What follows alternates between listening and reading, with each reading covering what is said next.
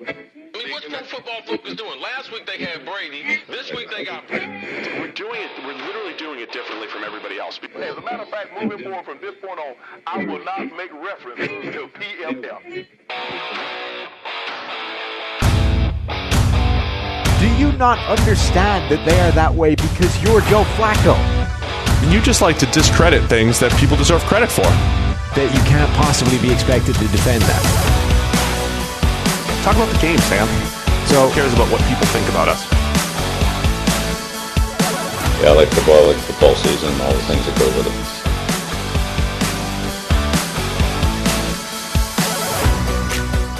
it. Welcome into the PFF NFL Podcast. Steve Palazzolo here with Sam Monson. Sam, you got your audio going?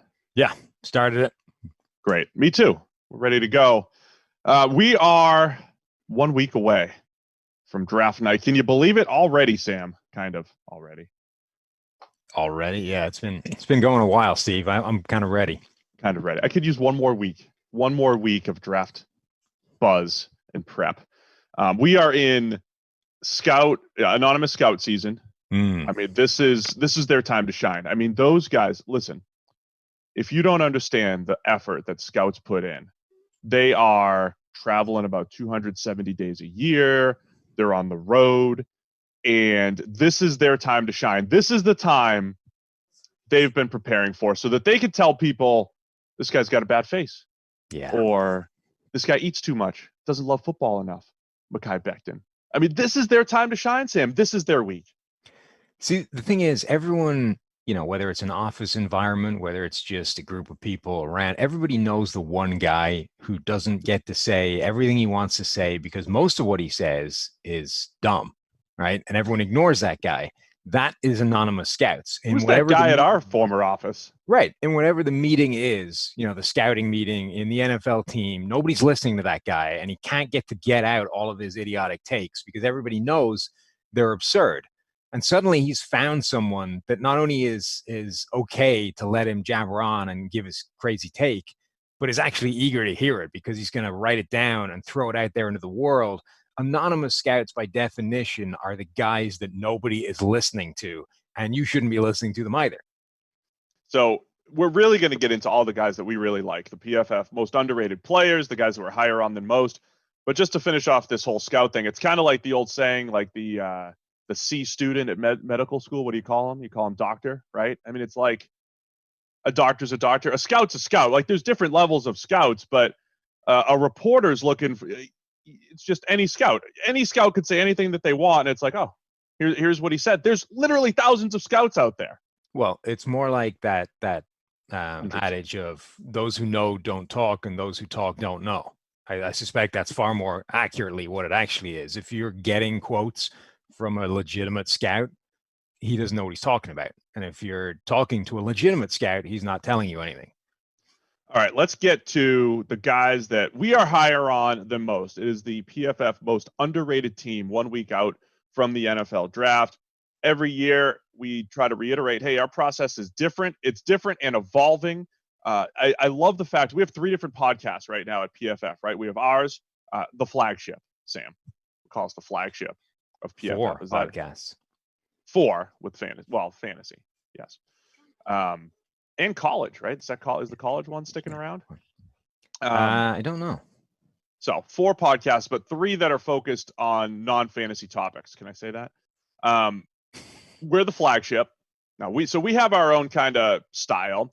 Mike Renner and Austin Gale. Renner's, that's 2-for-1 drafts, and Renner's like in the trenches doing more of a scouting take, and he's essentially the author of the 1,200 page plus page draft guide. And then you have the forecast, which is taking a more analytically driven approach. And I love it because we all have slightly different angles on how we do this, and we're still taking in more information, and it all accumulates into this PFF draft board, which is going to look a little different than most because of this difference in process. Yeah, and part of this is an evolving process from when we first did college football back in 2014 with no real understanding at all of how those grades would translate to the NFL level. we've got subsequent year on year of just building these data points and understanding how the transition works. So we're still, far from having a complete understanding of what the transition process should be and how everything pieces together. But we're way further ahead than we were when we first started this, and have a much better understanding of what to focus on, of what to lean on, of which data points to pay attention to and which things to kind of throw out as noise in all this process. All right, here we go. Let's go through some of the players that we like more than most. Let's start with Jourdan Elliot, the interior defensive lineman from Missouri. I keep saying this over and over again. I don't know exactly where the NFL values these guys. I don't read Mel Kiper's mocks usually. I kind of get more snippets from those things. I try to stay laser focused on my analysis and not get swayed. But I don't think I've seen too many people talk about Jourdan Elliot as a first rounder. And even in our mock draft simulator, which is awesome, by the way, over at pff.com, seems like he's always available at 65, 70, 75. So that's based off the consensus board. We're sitting here saying he's a first-round player, and he's a lot closer to Javon Kinlaw and Derek Brown than he is the next tier of interior defensive linemen. He's a legitimate first-round talent coming out of Missouri. Well, particularly as there's now talk going on about injury concerns when it comes to Kinlaw. So his knee has been an issue. There's also talk that I think it's a hip that's also a potential long-term problem for him.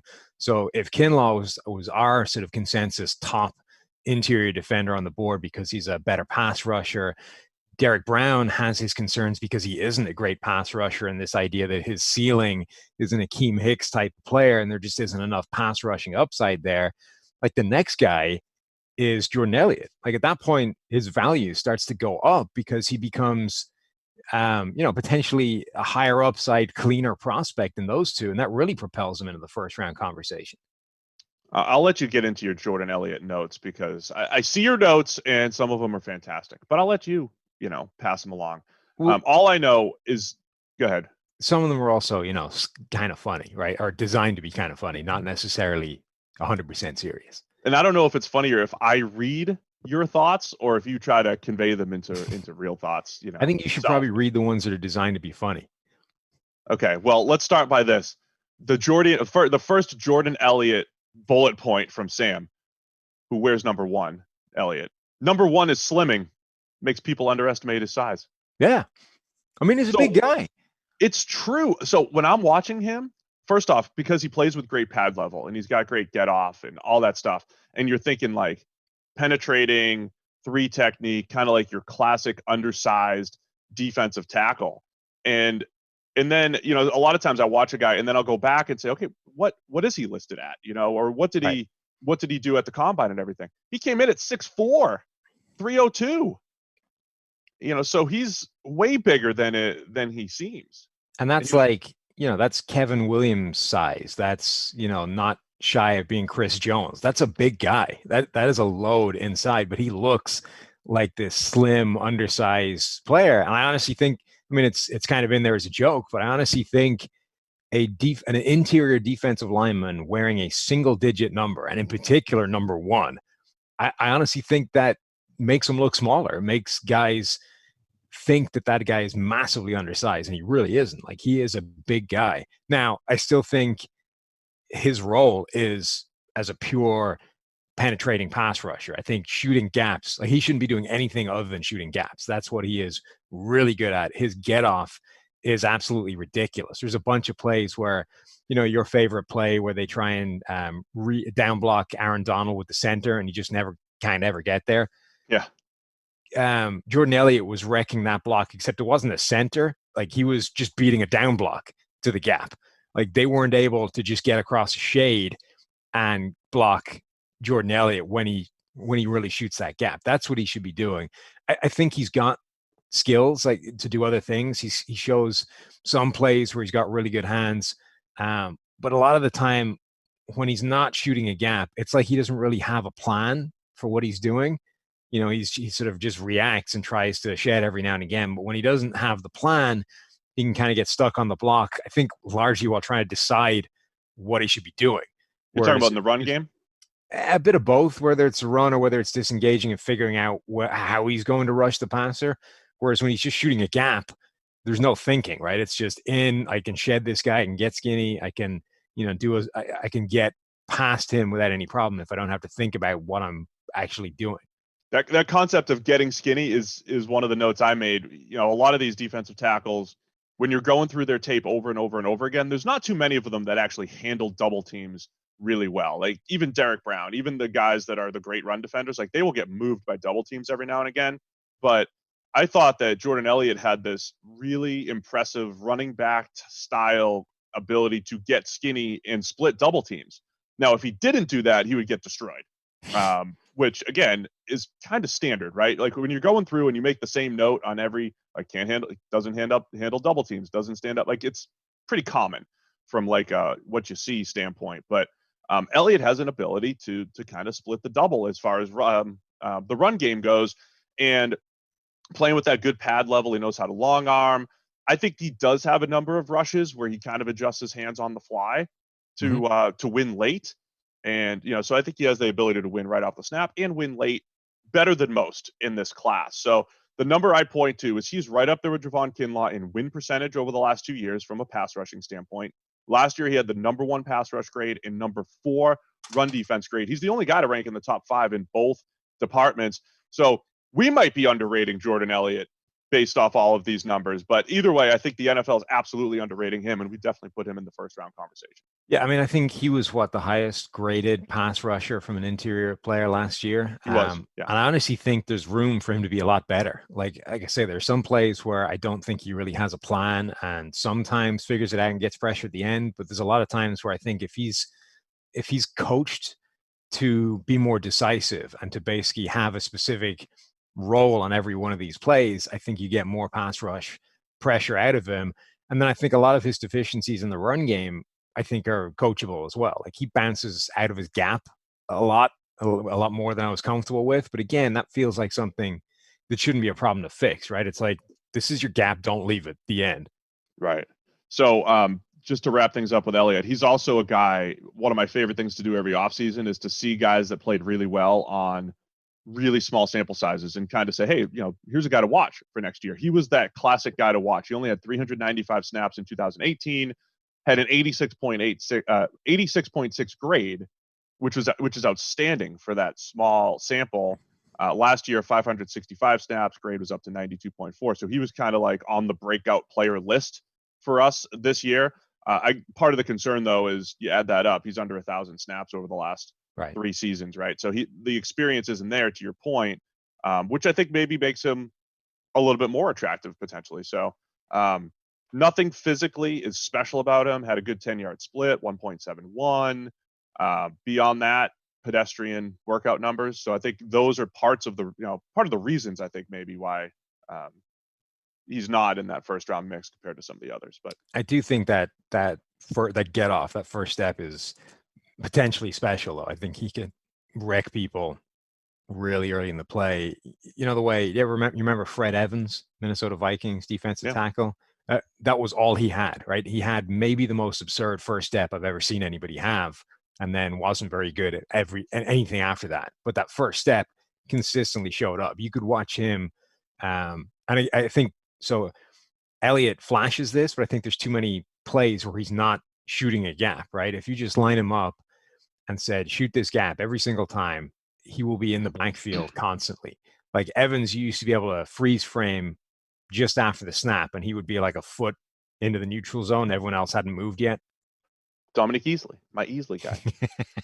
All right, let's move on to another guy that we have a first round grade on. It's Curtis Weaver from Boise State. By the way, I think Elliott ends up becoming a steal on day 2 for somebody. Mm-hmm. Curtis Weaver could potentially be a steal on day 2. This is one of those guys, I don't know how you felt watching him.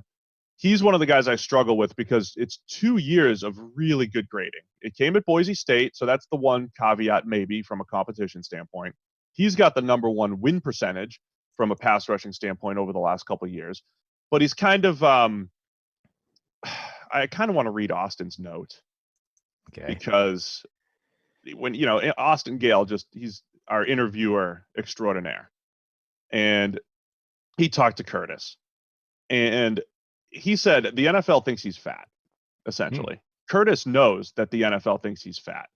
Fat boy, bad build. NFL hates his build. He even hates his build. But he's on a strict diet preparing for the combine. This was, pre-combine. And he's a part of Exos's Club Sexy to help cut weight with other players that need to cut. So Weaver understands his limitations, apparently. Austin was out there fat shaming him? These are internal notes that probably aren't supposed to go public. That's unfortunate. No, I didn't listen to the interview with Weaver. I'm about to do that choky thing, so I'm going to go on mute. Tell me about Weaver. Oh, cool.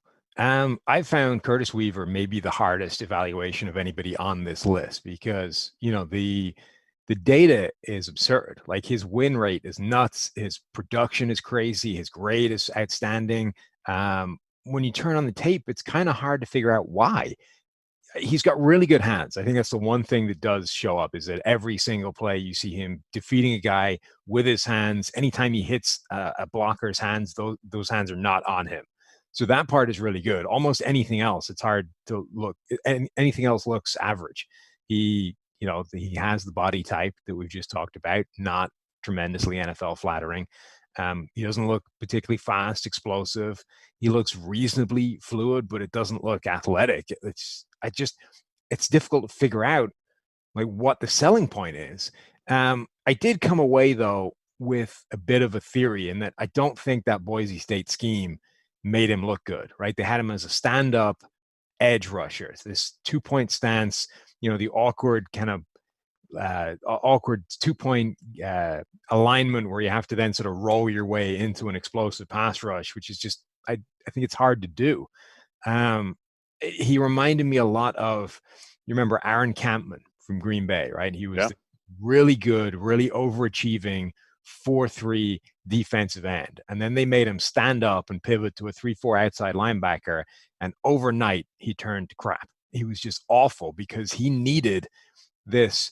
So we talk a lot of the times about how the kind of difference between the two it's kind of disappeared, right? There is, from an alignment point of view, the 3-4 versus the 4-3 guy is in exactly the same spot in terms of D-line techniques. He's exactly where he would be. The only difference is one guy's got his hand in the dirt and the other guy's in a 2-point stance. But there are guys for whom that 2 to 3-point stance thing makes all the difference. Campman was one. And the other guy, which is more topical now, is Robert Quinn. I think Robert Quinn is exactly the same thing. He needs his hand in the ground to get that kind of that coil pre-snap to be able to spring and leap and burst into his pass rush. Those guys that win with speed and explosion need that.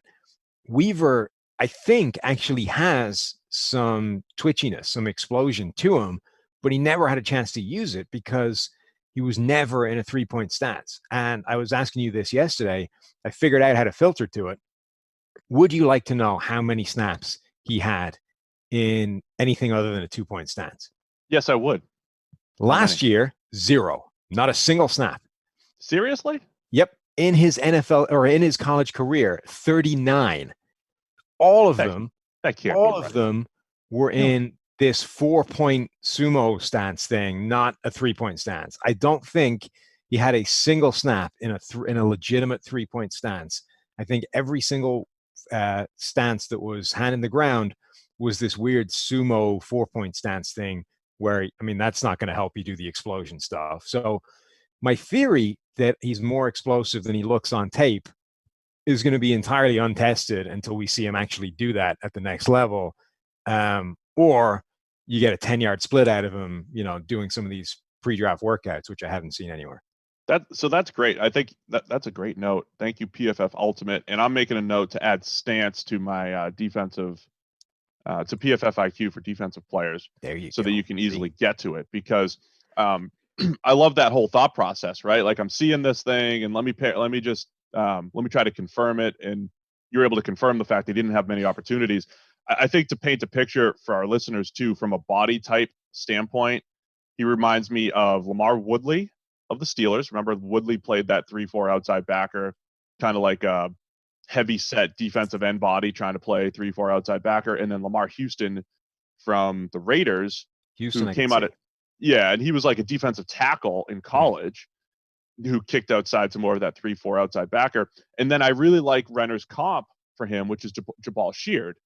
And I do think, Sheard wasn't the greatest athlete in the world, but he won fairly often throughout his career. And when I watched Weaver, you mentioned his good hands. I thought he just kind of out-technicaled college offensive tackles. He was just more technically sound. His hands were better than their hands, and he won quite a bit. Swipes and various things that he was pretty good at. Can I give you one more comp that struck me?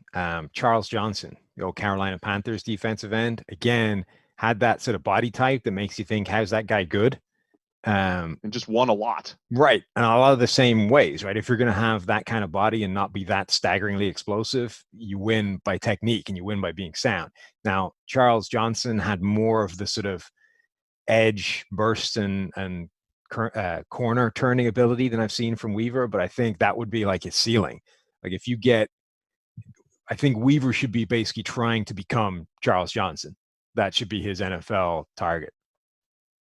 So the one last thing about Weaver too, not only did he beat up on college offensive tackles, there was a lot of college right tackles. He had an outstanding game against Florida State to kick off the year this year, and he played a little hurt down the stretch. So Weaver is a guy in this very questionable group, class of edge defenders. I think teams they'll be making decisions on like Curtis Weaver, who's everything that we just described, versus say Julian Okwara from Notre Dame, who is bursty and bendy and, the prototype from draw up an edge defender, especially the old school 3-4 outside linebacker. It's Okwara. I think teams are going to start debating this production versus, day one tools, so to speak, with Okwara. Well, what's interesting is I don't think so. You're right. That's probably where that's in terms of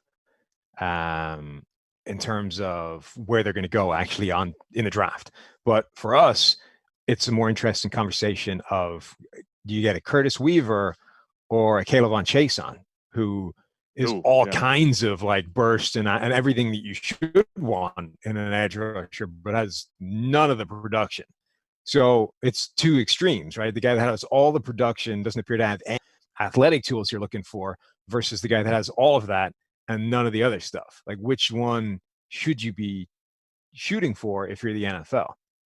Let me just say this. As much as we say K'Lavon Chaisson's numbers are not first round worthy, I don't feel as strong about him as I did Rashon Gary last year, right? We talk about I think we mentioned this in the other podcast. Like Rashon Gary, I felt really strongly that I just wouldn't touch him until day 2. I could be convinced to take Chaisson like late first round, right, if I was in need of an edge rusher, and it's not even just the high end plays. Like I could see him being that guy and developing. And I think stylistically, if you're like a freaky tweener between an end and an interior guy, I think it's harder to project no production than it is if you're a freaky edge rusher. For some reason, I think that's an easier sell. If you're going to tell me that you have a freak athlete, one of them is like a 265-pound speed edge rusher, and the other one is like a 285-pound, tweener tackle end thing who's never really been productive, I would have a far easier time projecting the edge guy to have success, even though neither of them have had it, than the guy who's stuck in the middle somewhere. All right, let's get into our next guy. Are we talking about Bravion Roy? Are we going by your list here? Well, we don't have to do it in order, but we have to talk about him.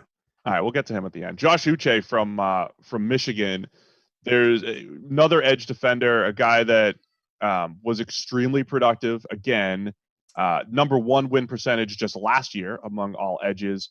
And I don't think he tested, right? I think we really wanted to see him test. He went to the Senior Bowl and has some pop in his hands. He's explosive, and he's in that second tier, I think, of edge rushers where you could get a pretty productive player on day 2. I love Josh Uche, but I have no idea what to do with him at the next level. None. I don't know where he fits because he's a massively undersized guy for an edge rusher. Like, I know there have been undersized edge rushers that have been successful, but even like Michigan didn't use him like that exclusively. They didn't use him quite the same way as the Patriots have used Dante Hightower, but I think it was a lot of the same idea, right? Which is you sort of take him off the ball, you line him up as an off the ball linebacker, you add him, you use him as a blitzer, or even if you're not using him as a blitzer, you walk him down onto the line and you have him shoot the B gap and all those kinds of things.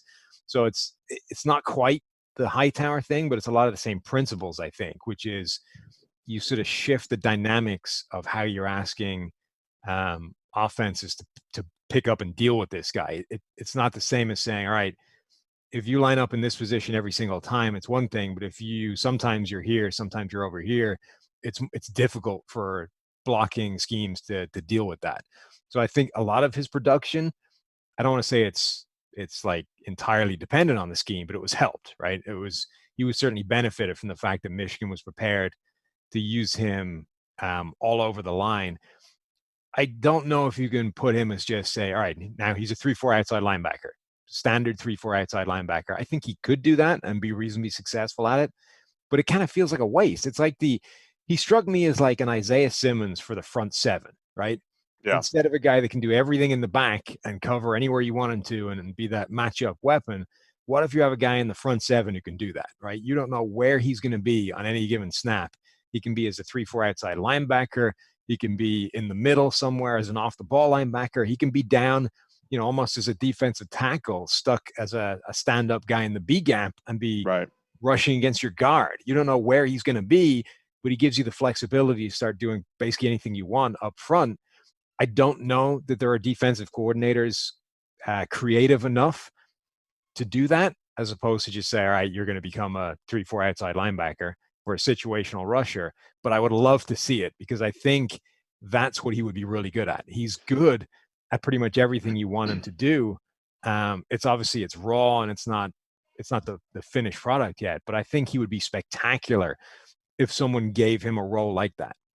Yeah, we have this conversation every year, right? Because we've got the data on every single player in college, and inevitably there are going to be guys like him who are undersized and produce really well at the college level. And then the question is, okay, can he be an edge rusher at the next level? Do I have to transition him to linebacker? Can he transition to linebacker, or is somebody willing to create this role that you just said, right? In this perfect world, I think that role exists.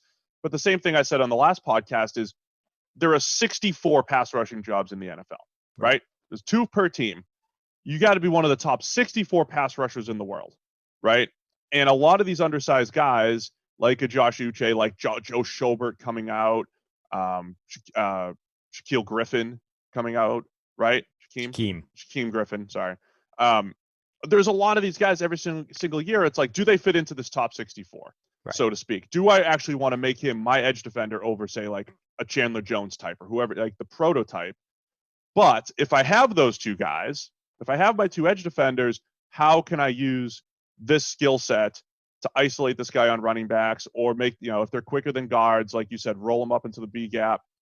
Zack Bond from Wisconsin, by the way, same question mark, edge rusher / but Bond looks like probably a cleaner linebacker transition at the next level. Well, I think there's 2 questions there, right? There's, if I'm going to turn him into just this one role, is he good enough to do that full time and be, one of the top players? So there's a lot of college guys that do not fit cleanly into an NFL position. And you go, well, for this guy to be at his best, you want him as a mix of this and this and this, right? And it's on both sides of the ball, whether it's offense or defense. The problem with that is, so you can do that for pretty much anybody, but you can probably only do it to one guy in a defense or one guy in an offense. And that guy needs to be special enough when you do that to make it worth your while, right? So the idea is Isaiah Simmons is potentially an all-world talent if you craft this defense and let him do what he does best, like Clemson did. So it's worth essentially designing a defense around that guy, because in that role where everything is built around him, he becomes phenomenal. And the same is true for like offenses, right? If you get a guy who's like a Percy Harvin, maybe was special enough that you could craft an offense around him and everything else is okay, right? Everyone else will move to accommodate what you want to do for that guy, or a Christian McCaffrey for Carolina. Maybe they're special enough that you can build an offense around him, or Cam Newton, if you want to take it to quarterbacks, Lamar Jackson, right? He is so special within that system that it's worth building the entire thing around him.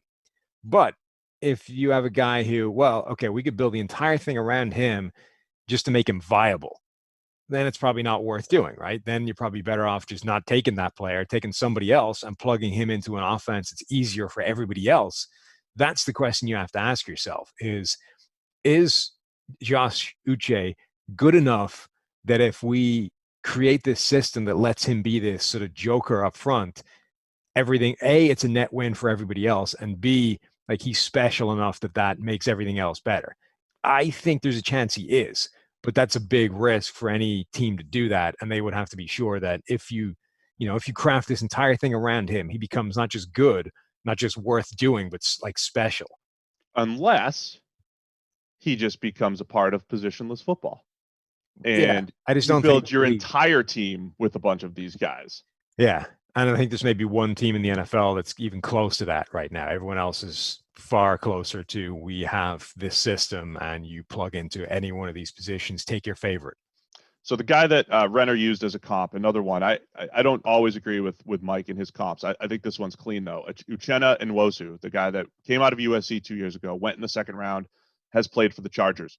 The Chargers were thinking, I think we thought that they might completely transition him to linebacker. They haven't really. He's been mostly a pass rusher. He's only dropped into coverage 57 times with the Chargers in the NFL, and he's been a mediocre pass rusher so far. But he had the same questions. It was like pretty productive college career, not as productive as Uche, though, and kind of played more undersized than Uche, despite being 6'2", 251. So I think it's a similar type of guy. And Nwosu adds, again, he's dropped into coverage 57 times over 2 years, but you're talking like a couple times a game here and there. Like that does bring a little bit of versatility to a defense, but that's like a day two type of, added value. And that's where I think, Uche can be pretty solid.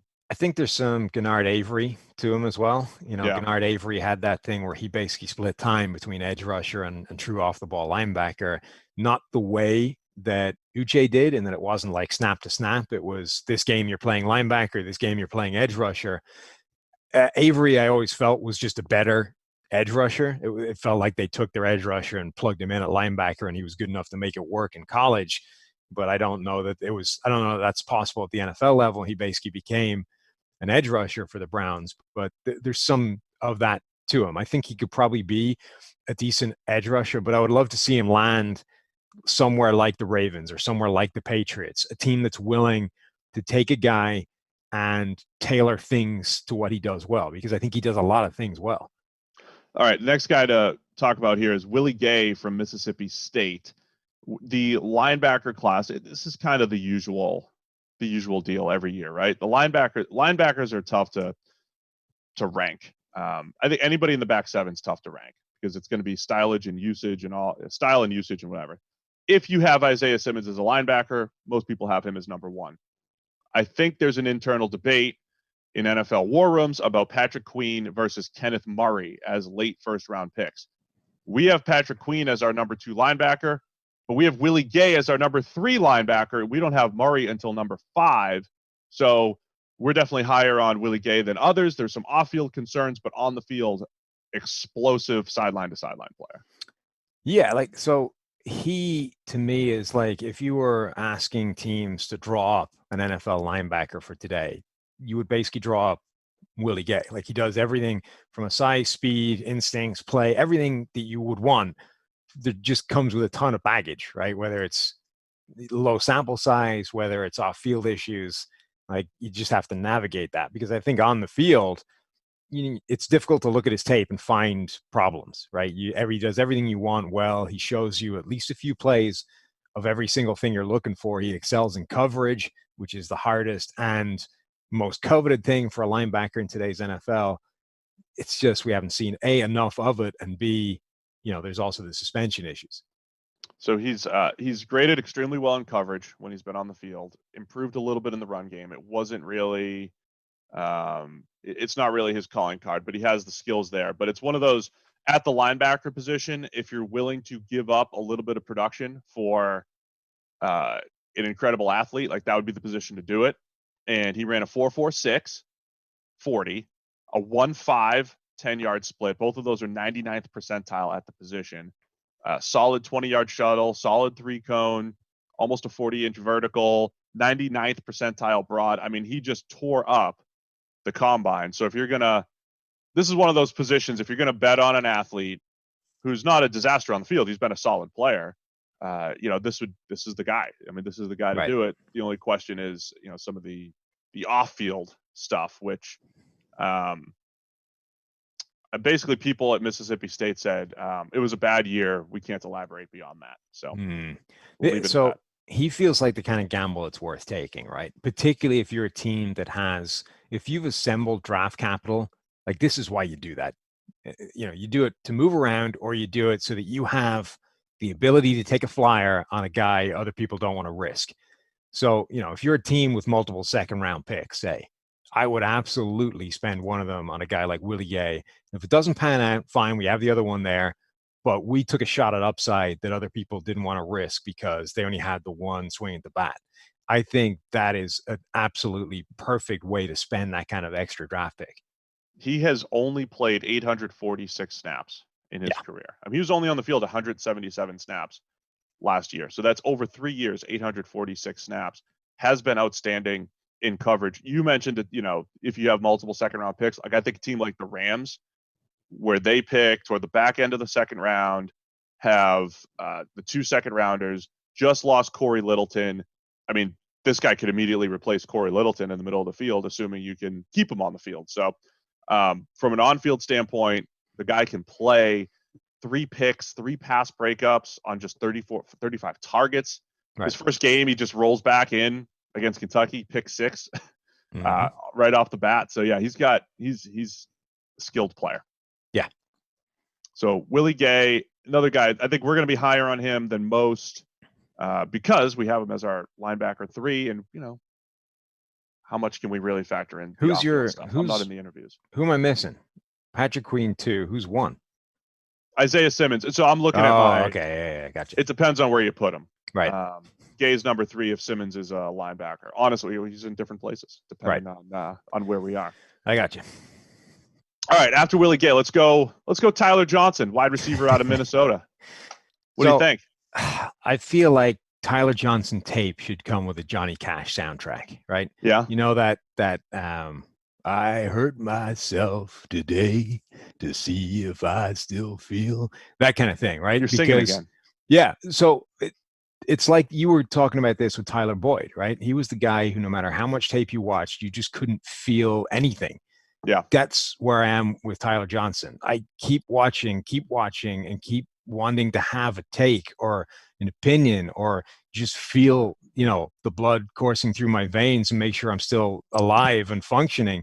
And I don't. I can't. Nothing about anything he does feels like anything. It's just, he's okay at everything, right? And he doesn't seem spectacular at anything, and he doesn't seem bad at anything. And yet somehow his grade is phenomenal. He keeps racking up the plays. I don't know. Have you any kind of take on Tyler Johnson? No, I don't. I've got the Tyler Boyd thing you do. And so what I don't, Renner's top couple notes in the pros section of the draft guide calls him one of the most refined route runners in college football, which I get. Like I see the route running. I see his ability to just create separation, right? And to maneuver cornerbacks where he wants to maneuver them. But the next one I don't see as much because it says his shiftiness is off the charts and it shows up at the line of scrimmage in his route breaks. I feel like he's a little bit more just like, this is the Tyler Boyd thing. I'm like, Tyler Boyd, you just created great separation on one of my favorite routes, the old post out. And, Johnson can do that, but it's not like he's doing that. And you're like, man, look at this. Look at those breaks. Like you're Keenan Allen or you're Devontae Adams, who Renner comped him to. So this would be one of those places where I don't see special. I just see it working so far. Right. I really don't see Devontae Adams kind of quicks or skills or feet or any of those kinds of things. And he also, a lot of the sort of separation stuff, it's kind of schemed routes, right? It's like you're working from the slot, or you're exploiting holes in zones and all those kinds of things. And the one thing I am starting to come to the conclusion of, though, is that I think that this whole concept we're talking about the I just can't feel anything about this guy, I think that's actually a good sign, right? I think this concept of I can't find anything to complain about, or I can't find, like, I think a lot of guys they're all over the map, and you latch on to the stuff that's really impressive, right? I think that this mental highlight reel thing that we've talked about for years, that you tend to zoom in on the things that are amazing and start trying to project what could happen because of all these traits. But really the key to playing at a high level in the NFL is all the stuff in the middle, the stuff that your brain just does not want to retain because it's I don't want to say it's irrelevant, but it's the white noise in the background. But that's what defines whether you can play or not. And if all you have is that, it means you can probably play. And Tyler Boyd is probably a pretty good comp for him because he wasn't bad at anything. He was good at pretty much everything, but not good enough that you were blown away or that you wanted to lean on it as a reason that he should be drafted really highly. But Tyler Johnson is the same thing in that he's good at everything, just not so good that you want to pound the table for him and say draft him high because he's spectacular at all these things. So I think the fact that you get this overwhelming sense of death within your own body is actually a positive thing for his prospects. I think he's probably going to be a good player because they can't find a single thing to hate about him. I could see a Tyler Boyd type of career too. I mean, That's what I'm saying. Boyd came out just solid the first couple of years. I mean, even last year, when you look at Tyler Boyd's numbers, 90 catches for 1,046 yards, that's more of like, it is 11.6 yards per reception. It's not like that's domination. That's kind of like, hey, you're the high volume target in this offense that doesn't have AJ Green anymore and can't really rely on John Ross. Like, so you're the high volume target. But when you look at his season with AJ Green in 2018, a lot of AJ Green, and then Green gets hurt and he has to kind of take over. Like that was, he's got this peak season in 2018 where he was really, really good, over 1,000 yards and, 13.5 per catch and 7 touchdowns and all that stuff. Like I could see that for Tyler Johnson. Mm-hmm. The other point I want to make too, his numbers are so good for us. Like he's graded really well. He's graded really well against single coverage, which is huge. Like, hey, when you're one-on-one, you're winning. And here's what I think about when you're evaluating by production rather than like identifying traits. If it's just a binary, did you win or did you lose? And here's 500 reps and over time you won way more than everyone else.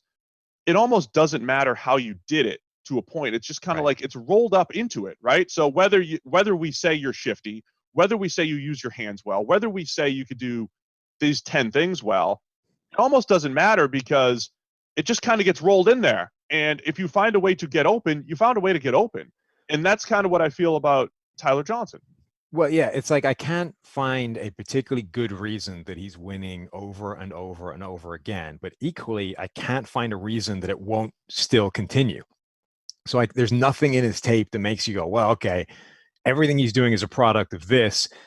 And as soon as you put him in the NFL, that disappears and it's not going to happen anymore. So it doesn't come down on either side of this thing. I think you just have to say, all right, he's not special, but I think he's almost certainly going to be, a viable, productive member of a receiving depth chart in the NFL.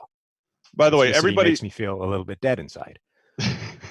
Everybody that we've discussed so far is in the PFF top 100. The only two guys with first round, top 32 that are on the top 32 on the draft board are Jourdan Elliot and Curtis Weaver. Sticking with that theme, Zach Moss from Utah. We got to talk about a running back. They made us watch running backs. If you're going to look at a running back, find a running back that does really well outside of the blocking or in space as a receiver. And Zach Moss seems to have ticked all of those boxes. What are your thoughts on Moss and what you saw from him? I kind of wish that the analytics and all the data hasn't, ruined running backs for us, because like Zach Moss is a great player and he's really fun to watch. And I think he's good at everything. He's got great balance. He's got this change of pace that I think is really important. The ability to sort of cruise and then suddenly burst in a couple of steps. The acceleration through a gap, I think, is special. He's got the ability to cut well. He's got a little bit of the Le'Veon Bell trait that not many running backs have, which is this understanding of leverage and how to leverage and actually break back into space that you create personally rather than the blocking, right? Right. So Le'Veon Bell, would always do this thing where he'd get to the line and then essentially fake like he was heading in one gap so that his guy would bounce back into or, cheat towards that gap. And then he cut back into the space that he just opened up by making the guy do that. Moss does that as well. You see it sometimes where he's moving and will sort of threaten a different gap and then quickly cut back into the space that he generated by causing the defense to anticipate where he was going. That's, I think, a pretty rare thing. I don't think too many running backs do that. He's got like a little bit of a tendency to try and bounce things outside too much, but I honestly think that's just a college-wide problem. I think running backs always do that in college because it almost you're almost incentivized to do that by the fact that, the wide hash marks where a lot of space. You can be working with a ton of space outside. And also, college athletes a lot of the time aren't very good.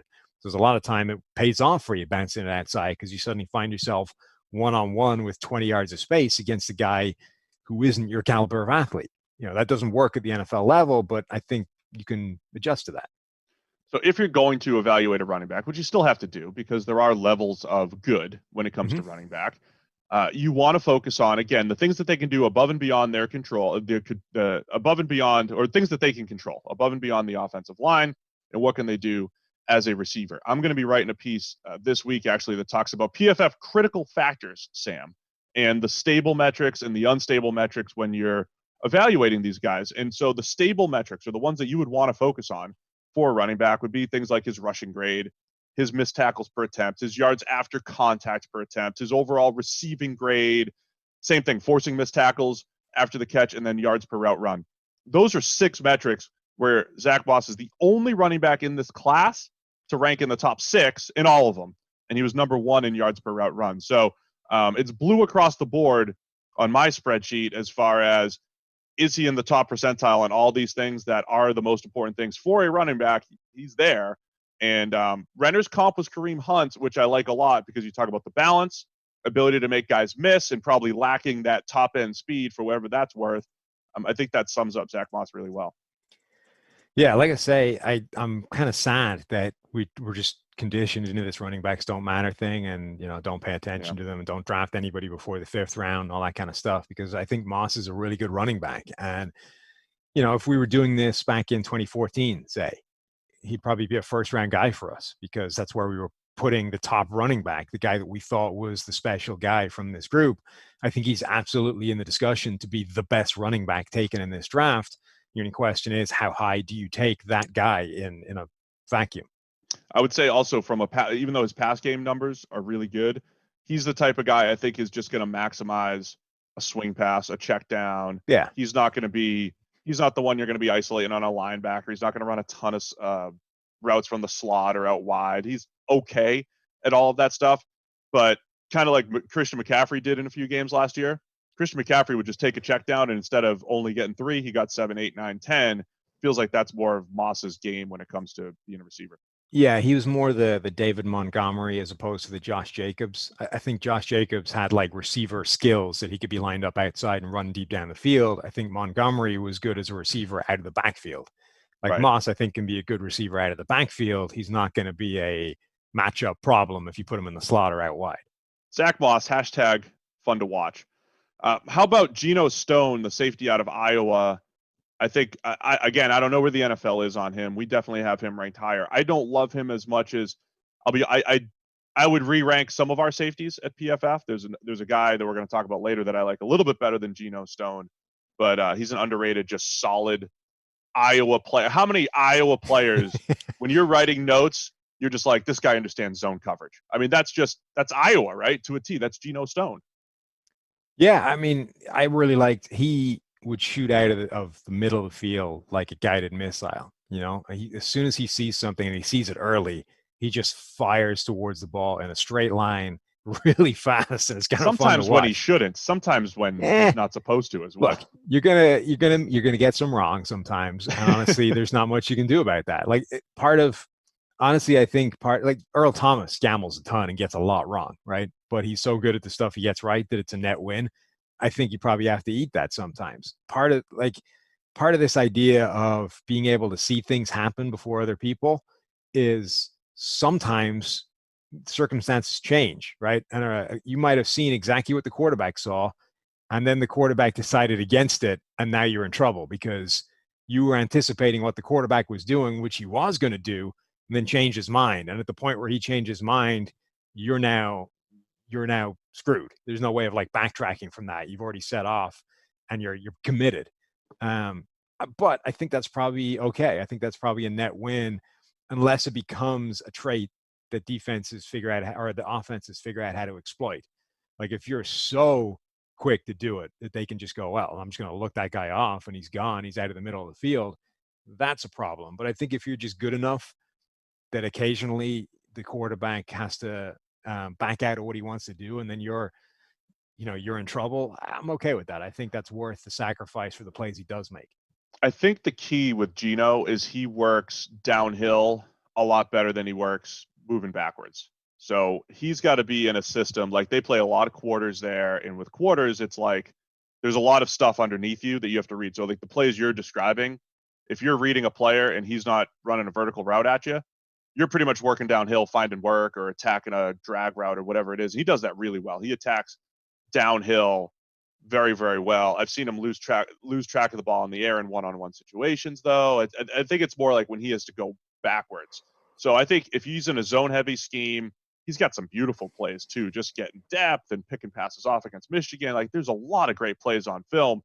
I think he'll be a little scheme-specific, but in the right scheme, zone-heavy scheme where he is working downhill more than he's got to work backwards, I think he's a solid player. And I think we'll be higher than him. Do you have the draft board? I think he's a top 6 safety for us right now. Yeah. Either with or without Isaiah Simmons. If you have Isaiah Simmons, he's 3, 4, 5, 6, 7. If you don't, he's 6. Okay, great. Yeah, so he's a solid player. Now, the guy that he's just ahead of on our draft board, I would actually flip them. It's Terrell Burgess from Utah. After watching him, he's become one of my favorite players in the entire draft. Did you have any Terrell Burgess takes in general, or? I was going to leave them to you because I know you got a lot to wax lyrical about it there. So just let me take over. Yeah, let's go. He is, when we talk about versatility, he is the guy that I think can legitimately cover the slot and legitimately play safety. He had the number 2 coverage grade in the slot last year, number 4 coverage grade on plays just in the box. And he's a good athlete. I don't think he screams great athlete on film, but he's just the 2 words that came to mind were control and patience. And you used to play defensive back, Sam. I don't know how difficult is it, right? We see these super athletic defensive backs all the time, and they have no patience in press coverage, or they have no patience at the catch point. And all I see is Burgess not overcommitting to routes. And when he's at the catch point, he is just fantastic at, there's an underthrow and not running into the defender and not, just essentially not interfering, but breaking up the pass. And I'm watching him play after play, and I'm like, man, he's so good at that. I wonder how many penalties he's had during his career. Do you know how many penalties he had? 0. Wow. 0 penalties in his career. That's insane. Right. And he was targeted quite a bit. So I was just so impressed with Terrell Burgess from Utah. I would sprint to the podium to grab him on day 2 and use him all over the place in my defense. Cool. So the patience thing, right? Like that's got to be tough for you guys, you former defensive backs, yeah? Well, so the reacting to the ball at the catch point is hard because a lot of those times you're not looking for the ball, right? Because you need to figure out where the receiver is at the same time. And then there's so many of those pass interference penalties where it's because the ball is off target and the receiver's trying to adjust to it and the defender can't adjust to it because he's trying to track the receiver who suddenly shifts and you just run clean into him and it's pass interference.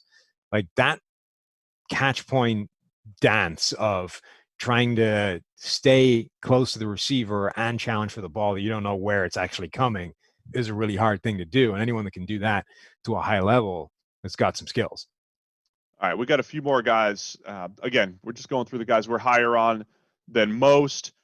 Jack Driscoll from Auburn is a guy who just shows up from a pass protection standpoint pretty well for us.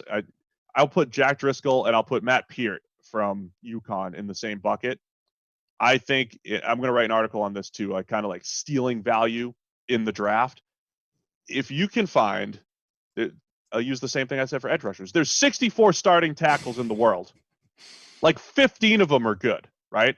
So if you could somehow find a decent one, it's an absolute steal. And I am a big fan of taking those chances round 3, round 4. And I think of Jack Driscoll from Auburn, Matt Peart from UConn, who have good pass protecting profiles.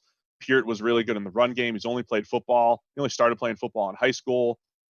Those are the types of guys I would say you take shots on. Did you ever check how to pronounce his name? Because that feels like one that you could have been screwing up all the way along. Somebody in fact, told it feels me like one you would have been screwing up along. I would have said Peart. So that's how he says it. Oh, good. Somebody told me it was Peart. Somebody lied to you. Oh, I'm all Peart. I would have nailed that one. Peart. Matt Peart. UConn. So that's my it's guy. Worth, we've been talking about some of the other podcasts that PFF has. It's worth listening to the forecast just to hear Eric try and pronounce Tua Tagovailoa, because it's something special. I don't know what he does to it, but there's like an extra syllable in the back somewhere that doesn't belong there. Eric's the man. We joke all the time. He only has room in his brain for the numbers that are flowing through there. He doesn't have room to remember to like pick up his coffee cup at the office or put the cap back on the coffee so it stays hot. He doesn't have time for pronunciation. The thing about Tua, though, he's given you an out. He is one of those few guys in sports who's Tua.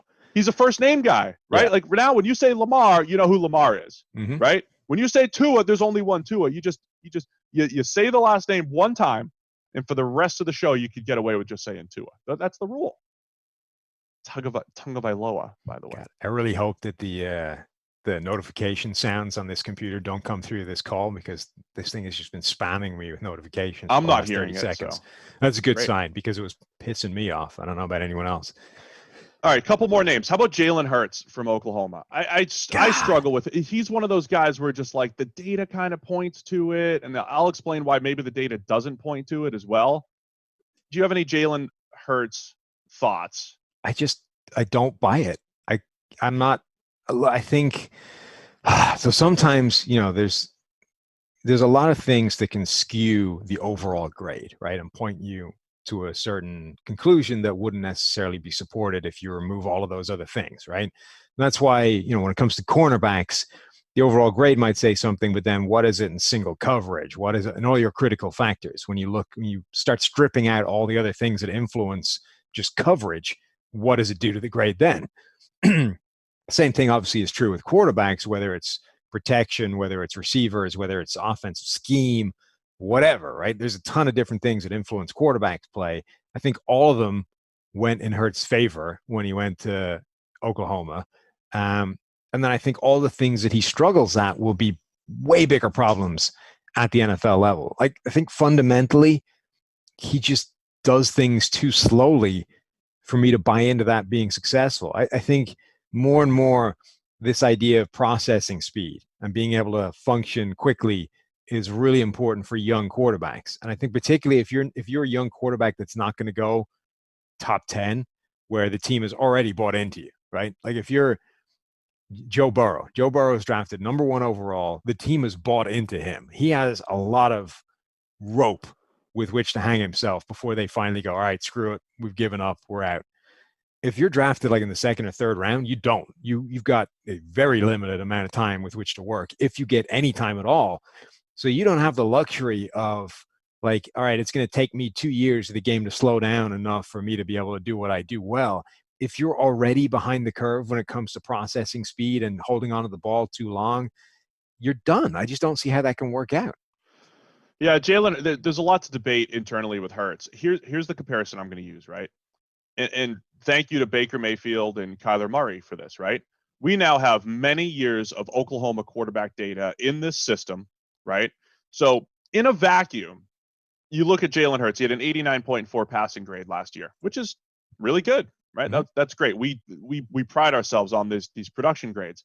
However, when you compare it to other Big 12 quarterbacks, and more specifically the Oklahoma quarterbacks, it's actually a huge difference because Baker and Kyler were both at 94 right the couple previous years. So my comparison to that is, in a vacuum, people always talk about Bill Belichick getting Matt Castle to an 11-5 season. And you're like, hey, that's great. How did he get Matt Castle? How did they have an 11-5 season? Well, if you look at it through the lens of it was a 16-0 team the year before, and then they went to 11-5. Right. It's like, okay, it's a little less impressive, right? In a vacuum, it's good. But when you compare it to what was actually on the team, that was a team, the only undefeated team since the 72 Dolphins during the regular season. That was an incredible team that he essentially took over. So I think the perspective is important. So an 89.4 passing grade for Hurts is good, but it's not nearly what we saw from a Baker Mayfield or from a Kyler Murray in that same system with similar receivers, similar play caller, Lincoln Riley, and all that stuff. So I just look at the rushing ability, which is good, not great. His ability to hit open throws. Like, there's all these numbers that kind of point you in the right direction for Jalen Hurts to where I think I'm willing to take that flyer on him. So that's, I think, where I stand on Jalen Hurts. But I won't feel great about it for the reasons you said. All right, let's wrap it up. To me, he's just a quarterback where I honestly don't see there's a way it pans out at the NFL level. He's the kind of guy that I'm willing to be wrong on that, but I wanted someone else to take the shot at it. I just don't think there's a chance. So I'm going to roll with someone that I think has a better shot at that than the guy that like I say, someone else can take the shot at it. And if I'm wrong on that, fine. I just don't think the chance is big enough that it's worth taking a swing at. Let's wrap it up with your boy Bravion Roy, and then I'm going to give you my 5 value stealers in the draft because I'm going to write an article on that. So I'll run through those guys real quick. But Bravion Roy from Baylor, Sam. I challenge anybody to watch this guy's tape and not just start giggling. It's hilarious. Like he reminds me of somebody, and I can't think who it is. You said BJ Raji, and I can see what you mean, but I think Raji is sort of surer on his feet than Roy is. He's just this like human pinball who somehow is this like nimble, fleet-footed, 330-pound monster who like rushes the passer and like gets through gaps. And it's hilarious watching him play because, you know, he'll be shooting an A gap and a guy will come over and blast him in the side to try and help the center out. And somehow that just like pinballs him into the other gap and he spins off it and starts, you know, rolling after the quarterback. It's utterly hilarious. And I have no idea why it's working, but it is. And I love it. But that was Raji because that was back when remember Vince Wilfork got drafted and you know, guys that were 330 pounds were coveted back then because a lot of teams were running a 3-4 and they wanted a true nose tackle. They wanted a guy that could 2-gap. And Vince Wilfork was like the prototype. Like, he was the guy, right? You had Casey Hampton. You had all these guys that could do it. But then you had BJ Raji, who looked like that, but then he played like Aaron Donald. Like, he wanted to shoot gaps. He wanted to play like he was 280, but he was 330. I'm watching Bravion Roy at 330, shooting gaps and being quick. And the second he tries to hold up against the double team, he's the library ladder getting slid across the room, right? Like, he's flying all over the place, not playing like a 330-pounder. Okay, that is an outstanding metaphor that should be used in draft parlance. You should start that right now. The library ladder. I stole it from Jerry Thornton of Barstool. Yeah. Damn it. That's a good one. But I can make it.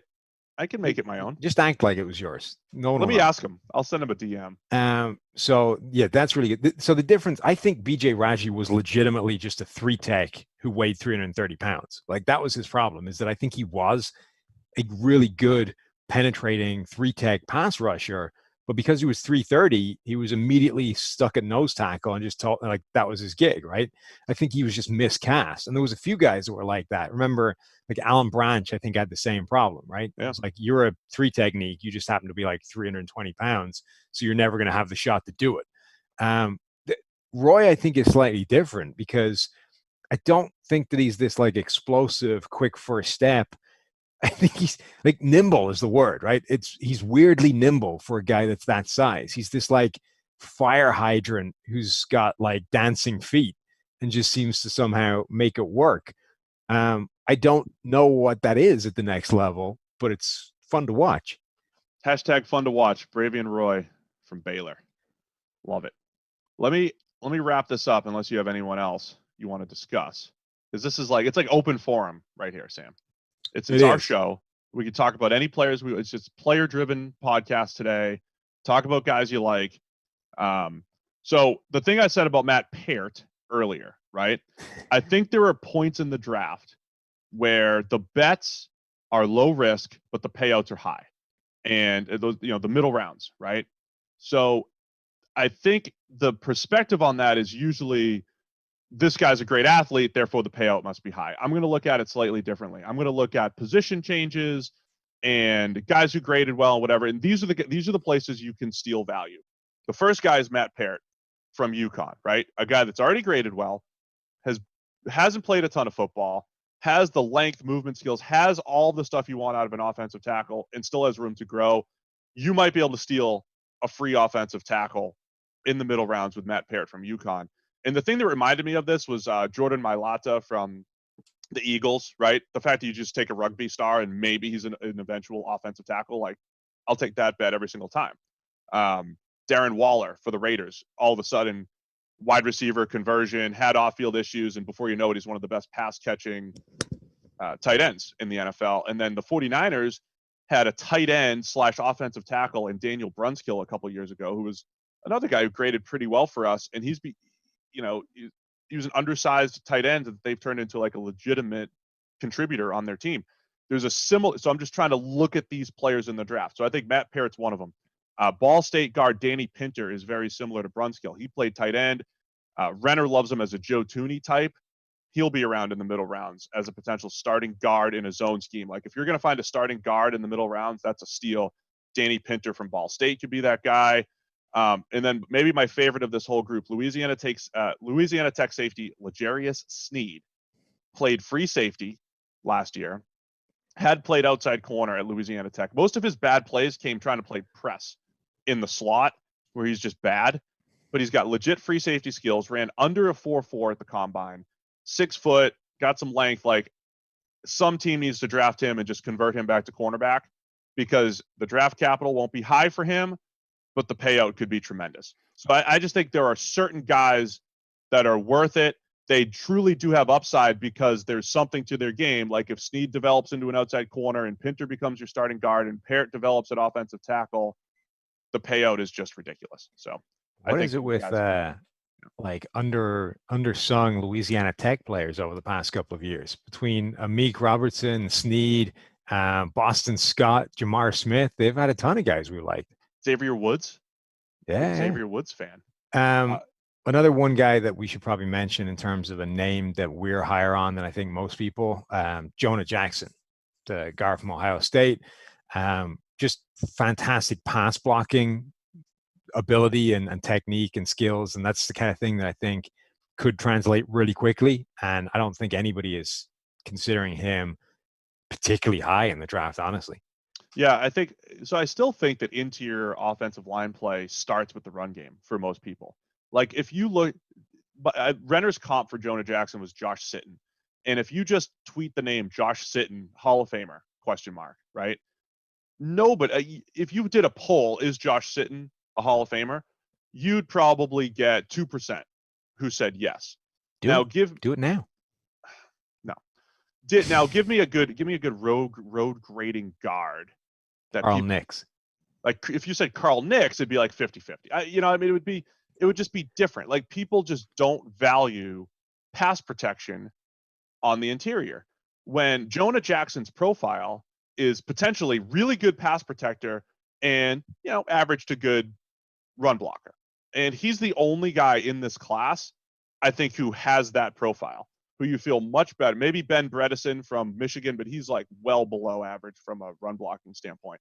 Jonah Jackson projects as reasonable run blocker, potentially excellent pass blocker, which makes us a little bit higher on him because we'd value that more. And I mentioned the Josh Sitton stuff, if you guys don't know, because he's probably the best pass protecting guard that we've seen since we started. Not probably, is. I mean, he's got like no the 3 argument. or 4 best seasons, right? Yeah. I mean, it wasn't even close. And he doesn't get the hype as even like a Marquise Pouncey at center for the Steelers. Like Alan Faneca, right? Alan Faneca is a guy that he gets Hall of Fame discussion because he used to just destroy people and he was a Steeler and he was tough and all this stuff. Josh Sitton's not going to get that type. Josh Sitton was like the Joe Thomas of guards during their era from a pass protection standpoint. So that's why I think Jonah Jackson would be the guy that we we're higher on because smooth pass sets, you can handle power. I think he can handle speed, and he's underrated in this draft. Yeah, I mean, Sitton had multiple seasons where he allowed like less than 10 pressures in the year. So, 16 games, it's almost one every other game. Like, that's absurd from a pass protection standpoint. When you consider there are guards that are capable of almost single-handedly torpedoing your offense by being bad enough that there's just a constant stream of pressure coming in, versus a guy like Josh Sitton, who is basically you're literally never going to feel the impact of his guy for half the games in the year. And for the other half, you're going to feel it once. Like, that's a pretty good trade-off. So you guys know, like the piece I'm working on this week about stable and unstable metrics, this has been after the years of research that we've put into it. And the difference between a tackle, what you're looking for in a tackle and what you're looking for on an interior lineman is the tackles, they're negatively graded plays in the run game are actually more stable. Like, so if you've got low negatives, you can kind of bank on that year to year. If you have high positives, a lot of times that's scheme driven. On the interior, it's the opposite. So the guys that do create a lot of positives, that is actually more stable. So when you are looking at evaluating interior offensive linemen, you do look at their good more often, so to speak. And with tackles, you kind of look at their bad more often, so to speak. And that's what you can kind of project. So you do want a guard that's going to, win a lot in the run game to project him. The same thing with center. But you can't forget about pass protection on the interior, especially in today's NFL. Cool. Mm-hmm. All right, man. That was fun. That was a fun podcast. It's like PFF guys and who we're a little bit higher on than most, all of our underrated teams. So that'll wrap it up for today's show. I think next week, Sam, we're just going to let the stories, let the anonymous scouts, let them dictate the action, right? We should have a whole anonymous scout section, right? We got to get to the Mekhi Becton eats too much take and all the things. Let's just do that now because it's funny. So some anonymous scout is complaining that Mekhi Becton likes cooking and eating more than he likes football.